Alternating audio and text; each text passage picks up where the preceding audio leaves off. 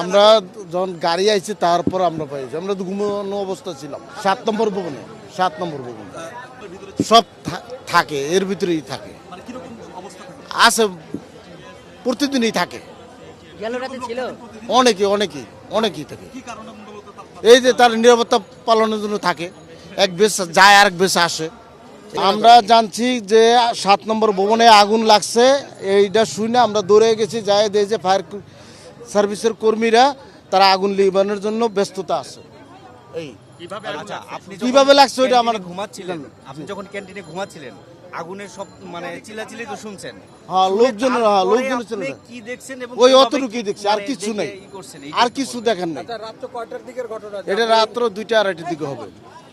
আপনারা কি ভিতরেই ছিলেন? হ্যাঁ, আমরা ভিতরে ছিলাম। বছর শেষের খুশি নগদে হবে বেশি। নগদ পেমেন্টে নির্দিষ্ট ক্যাটাগরির কেনাকাটায় 300 টাকা পর্যন্ত ক্যাশব্যাক।